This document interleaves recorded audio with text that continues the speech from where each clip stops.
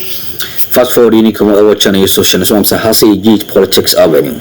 Political stories are trending because make headlines in Jombre na EDB exomo elha any dem nya maximum me shock say yemo enra yensimu na yekọ yensimu a onua eye Bridge Hospital nurse ni a was rough abono more banage no ho dibi fifefa ne nsa hono ne ko ho ni yemu nyina no sa ne no krebi anim a fiction jandam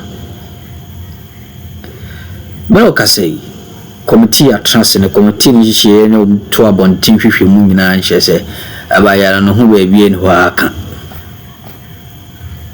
ntronko abayefo atrans o mo so jagu ni chim yemu wo man ne hwe ne yeko ene de ba hye no so ma me se ase AG Politics Avenue Bawumia our Reg Hospital wa nkran pumpuni mantem ha na wotwe atwa mu ya no ana branch bi e friend Raf wo bowura ho a wode obi ko hospital na odu ye no na sane wono susu se e wo senka asem ne emergency na aka nurse for e wo ho ana omo hwa ayare for ho anka omo hunu se e emergency enti nka omo be treat no se emergency na wo ma nya ne sa e ma ne bufu ye na wono anifo na e wo no ho wo sase kra no so ye na fe niema na ekoso e wo Reg emergency na wo twa na fe wode ba akire na ko wiem se nurse bia wo Reg Hospital ho wo se Rafa abono wabubu no na beti nyina yiyi ni nsem abu chese de wa branch na sifa birim no efisi ya wo no hu bi da ntimene wo kasai eye the minister of health honorable Minta Kando emperifo wo mka bom so ke yenti committee na sa asemu ye esi wo Reg no wo mu hwehwe mu pefe na babia da yemfento babia bi da yemfento mene wo kasai ne de ya ana report na timi akọ na akwakodu health minister nim Dr. Lawrence Oforibuadu wono ano ye chairman edema committee a na etina so aye nhwehwemu ewo basabasayo ana sensem na ekoso ewo Reg no ene ye wo mo de nsem no ema health minister niema wo mahunu wo makeka bi ade akire no enti yenko yenhwe Dr. Lawrence Oforibuadu wo bra na wokeka ehwehwemu o ma ye committee na ye ede afa sa ensemu a esi wo Reg efa Raf ene nurse ye wo se ya bu ni nsemu no no ye ntiemra ne yanto adwumade ne so assault any medical staff or witness any person from among the bikers assaulting a hospital staff. He also made another assertion that no patient was intentionally filmed or video or targeted as a recording because everything he did was targeted toward the delay, and that he thought the committee and any other person must have that urgent concern to see. And the last submission we've had from his 6-page report that he has submitted 4 video exhibits, including a Facebook live video, as evidence to assist the committee, and the committee actually gone through and you have given a report in your recommendation. So, Honorable Minister, permit me to just make 1 or 2 recommendations, and the rest are found in your full report.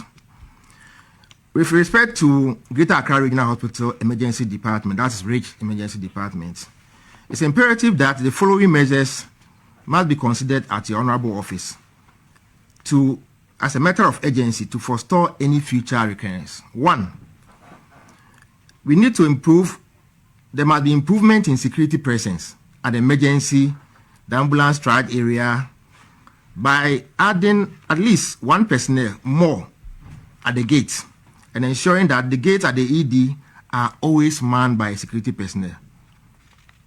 Additionally, we also propose that the CCTV cameras around is very limited to some of the care areas.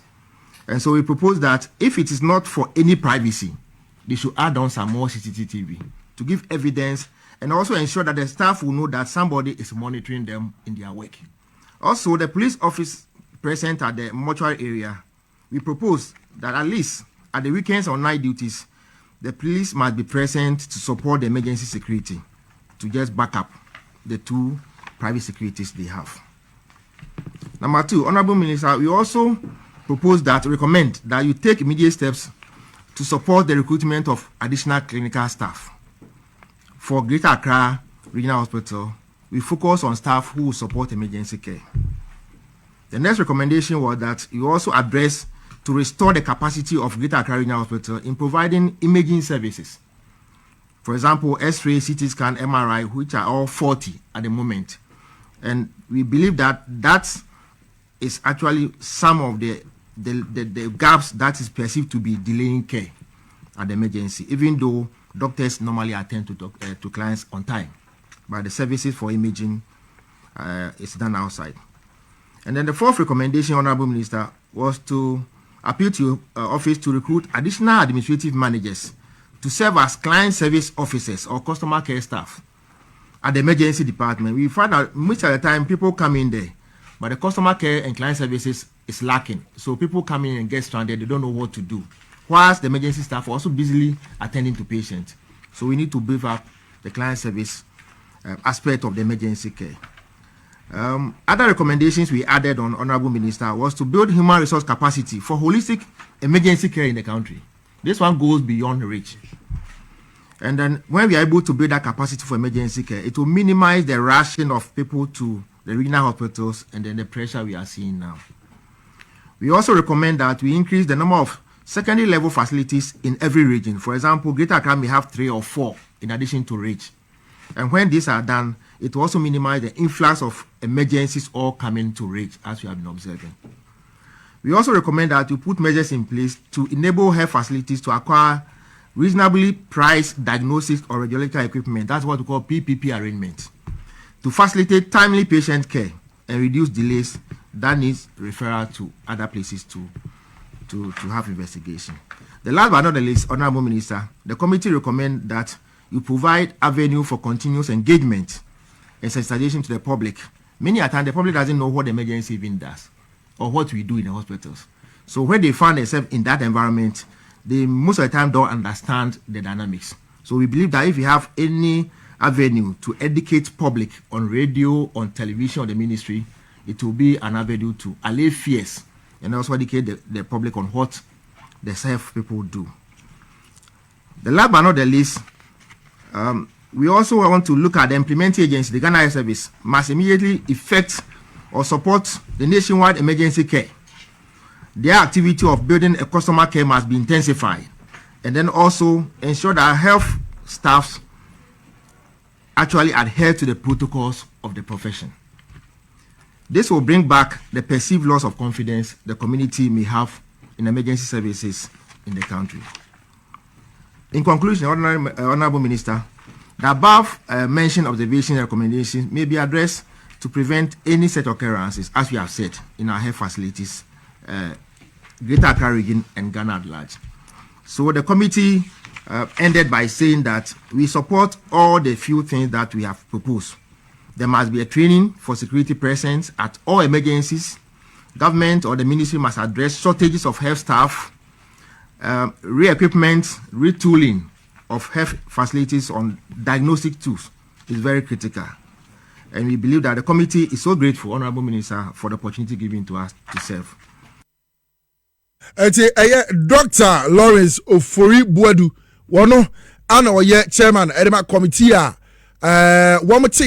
se ensemwa ekoso ewo Ridge Hospital no wo mo yen hwehwemu o mo ye no some of the recommendations niema wo mo hunu ana niema wo mo ehunu ana wo mo de call health minister ho na afei wo mo kokeka sensem wo nyina de kire no de wo se health minister bomode na eye adwuma ewo Ridge Hospital anya Ridge Hospital onkwa other hospitals e wo Ghana ha se be ye na bambo ne niema nyina be koyie na ne kasa ne baabi amanya ne ye abayiwa no a Rafu ka se wabu ni nsam no aka bebe se ho no ka Ghana fo nyina atie yenya sa video no a na ka Ghana fo nyina atie se abayiwa no okofa abanage ade bo na beti achichiri ni mfim ana ontimi kura nkasa yie no wo mu ko no hɔ kwasra no eye nhwehwemu se doctor fo no eden no mu huni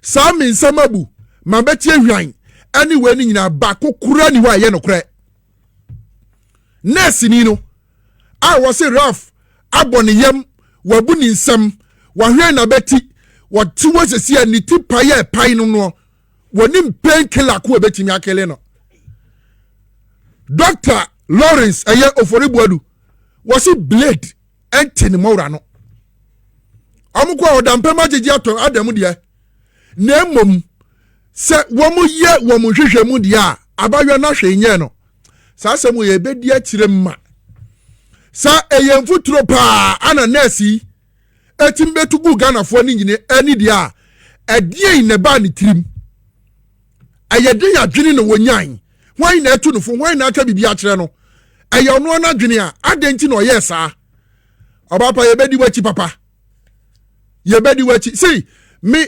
Ekyobrenpon together with Obia no ne rage ho de esi wo ho ye ka bi enye apart from say twetwemu ya ye de abai but say me ka me personal life experience amenya e wo necessary ho a by this time coming akonwa we mu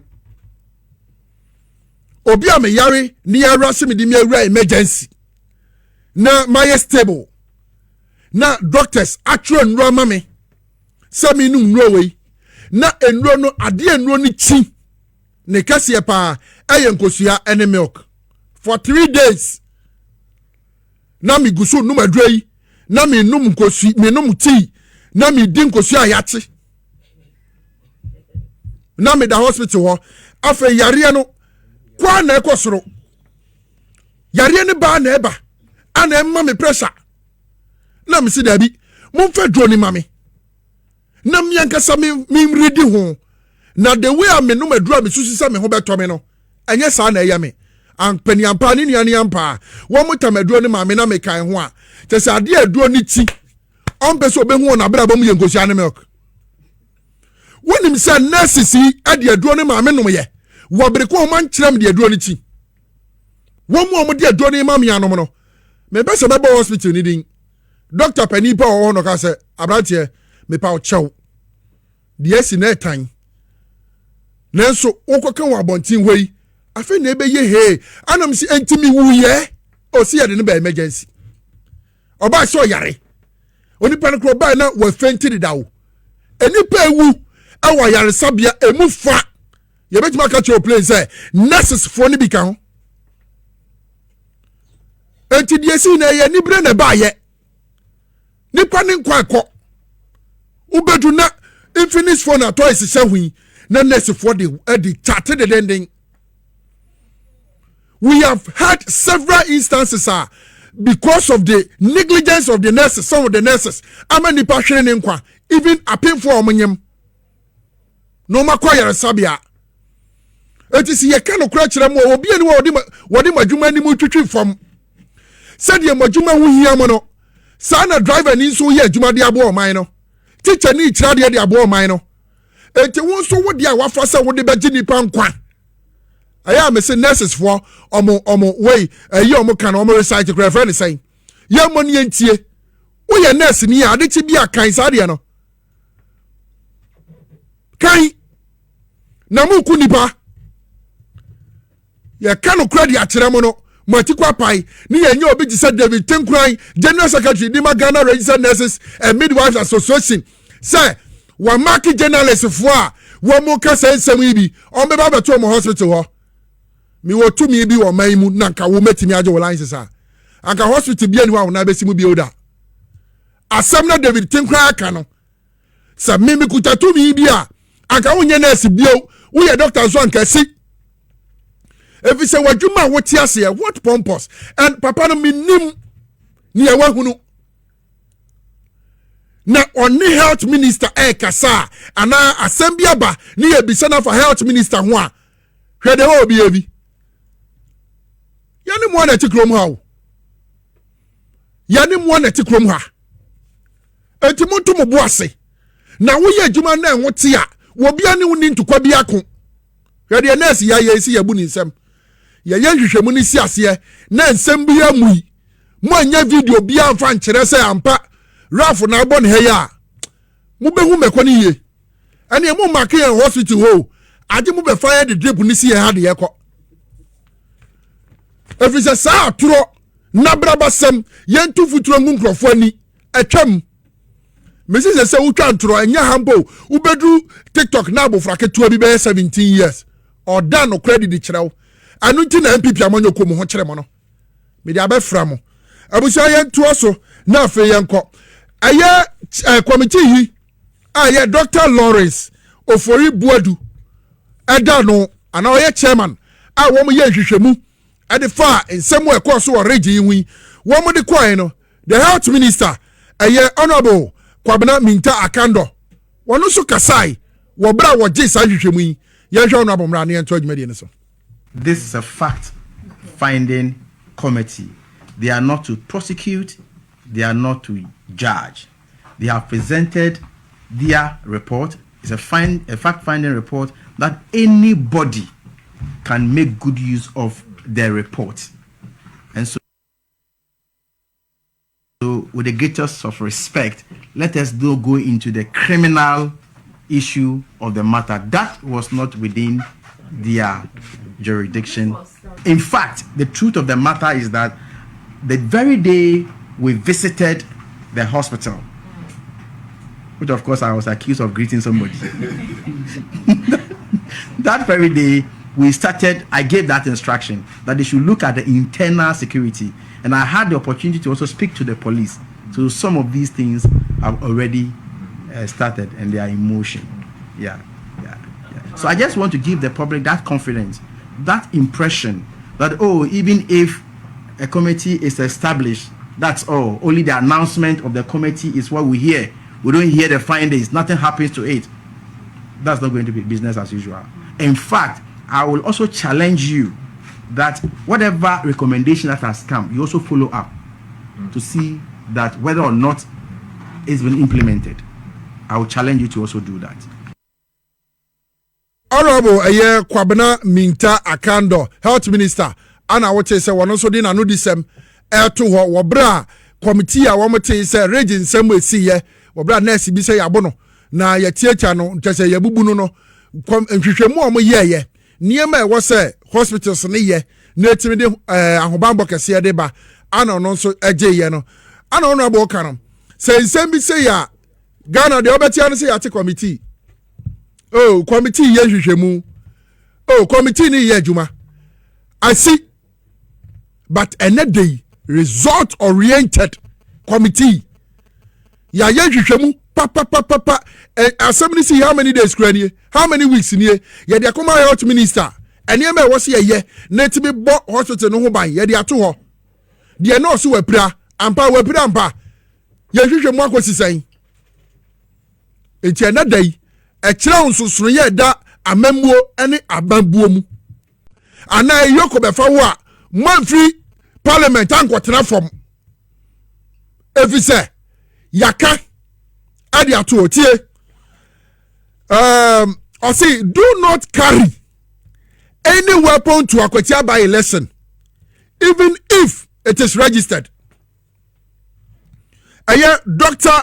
Addo Bona, Executive Secretary, Edema Small Arms and Light Weapons Commission. Was he ma obi biara mfa weapon bi anwura kwatia. Mo bi amfa tuo ansha no ho nwura kwatia. Se empo wa register. And it means say Akwatia police for this yawo. Na se wo mo toto o mo hwehwe wo ka mu. Wo mo hwehwe wo bag mu. Na se wo mu hutua your offense se wa register mpo a said ya mo kwa blekuma not wa how akumsen wono woni madwene woni tirimu nti wo hyase se wo kɔ ablekuma not no a ana okofa pepper spray no ade se ne dosum wontu aba wo ho wa manyokuo ana anya kansie wo ho enti wo kwa kohwa bi enti wo bibiara misa how akumsen ma me say sa pepper spray no ade se ne dosum de kɔ ablekuma not no adwene ben no nya wo fi ansa no de pepper spray na ekro ene na me se bese ya bisa sasi a wo mu ekoko ntokwa a wo mu susu se wo makobo ha wo komisen wo makobo Lloyd a wo mu nyina ye MPP fo ha wo komisen na okuta pepper spray no ono ne punishment ayede an ono de weapon no yiye ha How Akumsen a weapon our police center wa sansam nyina si ye no eti mi bi sampani fo e asembisa police fo akwotire sa nipa 80 adioma court na ye de sa akatwitwire na to omso how Akumsen a wono ko fa pepper spray no wono so ne punishment ye dade anasa say mo di atum say wo bi akọ election a wo betimi di pepper spray akọ anye weapon eti ye fa pepper spray say ye bottom eti ye hwa ni mu how Akumsen pepper spray no e den na penifo mo kade afa ho ana buy election ye fa pepper spray nko if say no de enye criminal offense so umya pepper spray gu wo bi ani dia anu enka ho enye weapon ye pese ye ntim free mu ho he who wants equity must come with clean hands. And if you can't come with a clean hand, you better hold a hand sanitizer. Oh, papa, yo. A moja woman, someone be before. Moja. 2020. Mukum nipa and watching. And amusu. Police for ne bobai. Eti, wa ususisa wo bosuno. Ne, say sano. Kwa obefa so a ode bebo ho ban ne nako. Abusaya to adwumadi ne so. Ye we en sama hodo e course wo channel no so. Amno aso jemre e wo ha. Da sane so ba de no. E de adom bi adom yani. Oni en hye man na yensan enso mo kwaso so kra. Ah, GH Politics Avenue.